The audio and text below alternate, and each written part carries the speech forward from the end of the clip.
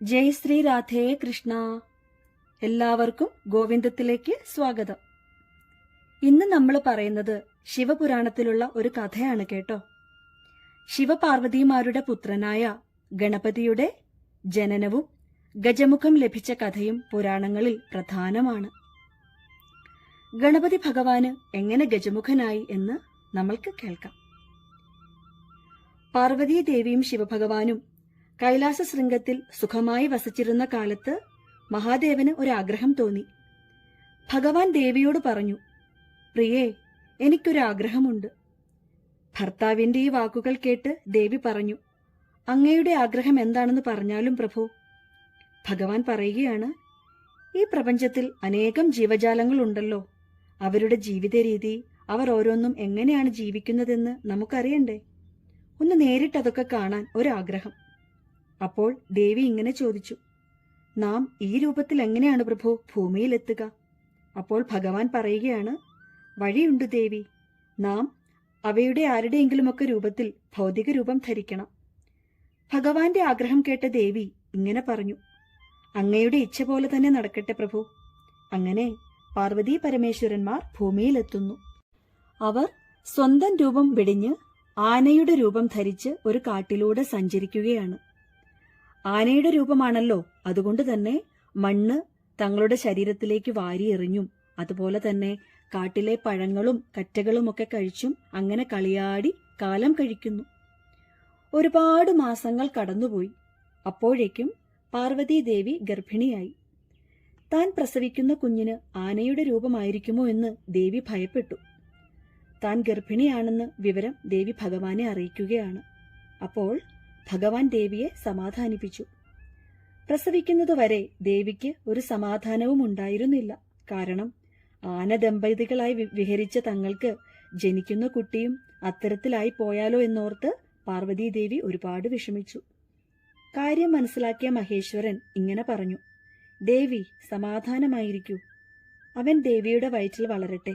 മാസം തികയുമ്പോൾ ദേവി അവനെ പ്രസവിക്കും. ലോകം മുഴുവൻ അവനെ നിത്യവും ആരാധിക്കുവാൻ ഇടയാകുകയും ചെയ്യും. അവനെ കൂടാതെ ഒരു കാര്യവും മംഗളകരമായി ഭവിക്കുകയില്ല. ഇങ്ങനെ ഭഗവാൻ ദേവിയോട് പറയുകയാണ്. അത് കേട്ടപ്പോൾ ദേവിക്ക് വളരെയധികം സന്തോഷമായി. പാർവതീദേവി ഒരു ആൺകുഞ്ഞിനെ പ്രസവിച്ചു. മഹാദേവൻ ആ കുഞ്ഞിന് ഗണപതി എന്ന് പേരിട്ടു. സുന്ദര കളേബരനും അല്പം കുടവയറുമൊക്കെയുള്ള കുഞ്ഞിനെ കണ്ട് ദേവി അതീവ സന്തുഷ്ടയായി. ആ പൊന്നോമനയുടെ ജനനമറിഞ്ഞ് ദേവന്മാർ കാഴ്ചദ്രവ്യങ്ങളുമായി എത്തി. അവനെ കണ്ട് വന്ദിച്ച എല്ലാവരും കുട്ടിയെ അനുഗ്രഹിച്ചു. അങ്ങനെ ഗണപതി കൈലാസത്തിൽ സന്തോഷത്തോടുകൂടി വളർന്നു വന്നു. മഹാശക്തനും കൂർമ്മബുദ്ധിയുമുള്ളവനായിരുന്നു ഗണപതി. അവനെ ഏൽപ്പിക്കുന്ന ഏതു കാര്യവും കൃത്യനിഷ്ഠയോടെ ചെയ്യണമെന്ന് താൽപര്യക്കാരനുമായിരുന്നു. അങ്ങനെയിരിക്കെ ഒരിക്കൽ ഒരു സംഭവമുണ്ടായി. സ്ത്രീ പാർവതി കുളിക്കാൻ പോകുന്ന സമയത്ത് ഗണപതിയെ വിളിച്ച് പുറത്ത് കാവലിരുത്തിയ ശേഷം ആരു വന്നാലും അകത്തേക്ക് കയറ്റി വിടരുതെന്ന് താക്കീത് നൽകുന്നു. ഗണപതി അങ്ങനെ ചെയ്യാമെന്ന് സമ്മതിക്കുന്നു. ദേവി കുളിക്കുവാൻ പോയി. കുറച്ചു കഴിഞ്ഞപ്പോൾ ഭഗവാൻ ശ്രീ പരമേശ്വരൻ അവിടെ എത്തുന്നു. ഭഗവാൻ അകത്തേക്ക് കടക്കാൻ ശ്രമിക്കുമ്പോൾ ഗണപതി ഓടിച്ചെന്ന് തടഞ്ഞു. ഭഗവാന് കാര്യം മനസ്സിലായില്ല. ഗണപതിയെ മാറ്റിക്കൊണ്ട് വീണ്ടും അകത്തേക്ക് കടക്കാൻ ശ്രമിച്ച പിതാവിനെ തടഞ്ഞു നിർത്തിയിട്ട് ഗണപതി ഇങ്ങനെ പറഞ്ഞു, പിതാശ്രീ, മാതാവ് എന്നെ കാവലിരുത്തിയിട്ട് അകത്തു കുളിക്കുകയാണ്. ആരെയും അകത്തേക്ക് കടത്തിവിടരുതെന്ന് മാതാവ് എന്നോട് പറഞ്ഞിട്ടുണ്ട്.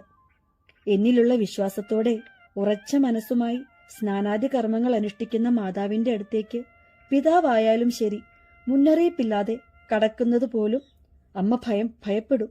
അതുകൊണ്ട് ഇപ്പോൾ അകത്തേക്ക് പോകുവാൻ സാധിക്കില്ല. മഹാദേവൻ ഇത് കേട്ടപ്പോൾ ഒട്ടും ഇഷ്ടപ്പെട്ടില്ല. ഭഗവാൻ പറഞ്ഞു, നീ എന്താണീ പറയുന്നത്? അകത്തേക്ക് കടത്തിവിടില്ലെന്നോ? പാർവതിയെ കാണുവാൻ എനിക്ക് ആരുടെയും അനുവാദം ആവശ്യമില്ല.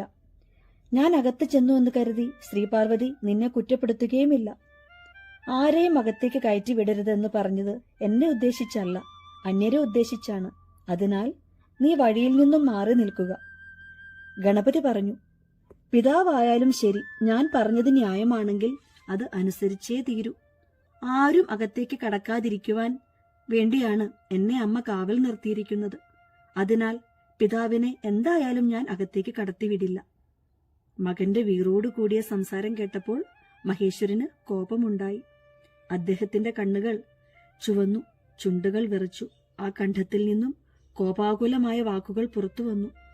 ധിക്കാരി, നിനക്കിത്രയും അഹങ്കാരമോ? വെറും ബാലനായ നീ സ്വന്തം പിതാവിനെ ധിക്കരിക്കുകയോ?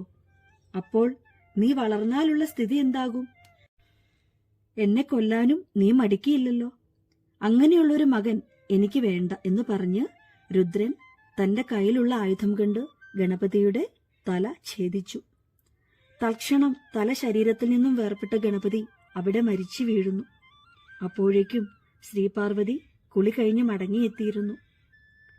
ചോരയിൽ പൊതിഞ്ഞ് തല വേർപെട്ടു കിടക്കുന്ന തന്റെ ഓമനപുത്രന്റെ ചേതനയേറ്റ ശരീരം കണ്ട് പാർവതി നിലവിളിച്ചു. പാർവതി അവന്റെ ശരീരം കെട്ടിപ്പിടിച്ചുകൊണ്ട് കരഞ്ഞു. തന്റെ സമീപത്ത് നിൽക്കുന്ന പതിയോട് ഇങ്ങനെ ചോദിച്ചു: ഏതു മഹാപാപിയാണ് എന്റെ മകനെ കൊന്നത്? അതിനു മാത്രം അവൻ എന്ത് തെറ്റ് ചെയ്തു? അങ്ങിത് കാണുന്നില്ലേ? എന്താണൊന്നും മിണ്ടാതെ നിൽക്കുന്നത്? ദേവി വീണ്ടും വീണ്ടും പൊട്ടിക്കരയുകയാണ്. അപ്പോഴാണ് തനിക്ക് പറ്റിയ തെറ്റ് മഹാദേവന് മനസ്സിലാകുന്നത്. ദുഃഖാകുലനായ ഭഗവാൻ ദേവിയോട് നടന്ന സംഭവങ്ങൾ മുഴുവൻ വിവരിച്ചു. അത് കേട്ടപ്പോൾ ദേവി ഭർത്താവിനെ കുറ്റപ്പെടുത്തി. അങ്ങയുടെ കോപം എന്തെല്ലാം വിനകളാണ് വരുത്തിവെച്ചത്. ഇപ്പോഴിതാ ഞാൻ നൊന്ത് പ്രസവിച്ച എന്റെ പുത്രന്റെ ജീവനും അങ്ങ് അപഹരിച്ചിരിക്കുന്നു. പാർവതീദേവി അതീവ ദുഃഖിതയാവുകയും ലോകം മുഴുവൻ താൻ നശിപ്പിക്കുമെന്ന് ഭീഷണിപ്പെടുത്തുകയും ചെയ്തുകൊണ്ടിരുന്നു. അങ്ങ് ചെയ്തത് മഹാപാപമല്ലേ? ഞാനിതെങ്ങനെ സഹിക്കും? എനിക്കെന്റെ മകനെ തിരിച്ചു കിട്ടിയേ മതിയാകൂ. പാർവതീദേവിയുടെ ഈ വിധത്തിലുള്ള കരച്ചിൽ കേട്ട് നിർവികാരനായി നിന്ന രുദ്രൻ പശ്ചാത്താപ ഭാരത്താൽ അവിടെ നിന്ന് ഇറങ്ങി നടന്നു. തന്റെ മകനെ കൊന്ന കുറ്റബോധത്തോടെ കാടായ കാടുകൾ മുഴുവൻ അലഞ്ഞു. ഭഗവാൻ തന്റെ ഗണങ്ങളോട് വടക്കു ദിശയിൽ പോയി ആദ്യം കാണുന്ന ജീവിയുടെ തല കൊണ്ടുവരാൻ ആവശ്യപ്പെട്ടു. അവർ കൊണ്ടുവന്നത് ഒരു ആനയുടെ തലയായിരുന്നു. ഭഗവാൻ മറ്റൊന്നും ആലോചിച്ചില്ല. ഉടൻ തന്നെ അതിന്റെ തല കൊണ്ടുവന്ന് അതിനെ ഗണപതിയുടെ ഉടലിൽ ചേർത്ത് വെച്ചു. അതോടെ ഗണപതിക്ക് ജീവൻ തിരിച്ചു കിട്ടി. ഭഗവാൻ അങ്ങനെ വിനായകന് പുനർജന്മം നൽകി. അന്നു മുതൽ ഗണപതി ഗജമുഖനായി തീർന്നു. ഹരേ കൃഷ്ണ. ഇപ്രകാരമാണ് ശിവപുരാണത്തിൽ വർണ്ണിച്ചിരിക്കുന്നത്. മറ്റൊരു കഥ കൂടി പ്രചാരത്തിലുണ്ട്. അതിങ്ങനെയാകുന്നു: ഒരിക്കൽ ശ്രീപാർവതി ഗണേശന് ശനി വിഗ്രഹത്തെ കാണിച്ചു കൊടുക്കുന്നു. ശനിയുടെ ദൃഷ്ടിപാതത്താൽ ഗണപതിയുടെ തല കരിഞ്ഞുപോയത്രേ. ദുഃഖിതയായ പാർവതീദേവി ഭഗവാൻ ശിവനോട് കരഞ്ഞപേക്ഷിക്കുന്നു. ശിവഭഗവാൻ ഒരു ആനയുടെ തല വെച്ച് ഗണപതിയെ രക്ഷിച്ചു എന്നും പറയപ്പെടുന്നു. ഇങ്ങനെ ഒരു കഥ കൂടി പ്രചാരത്തിലുണ്ട്.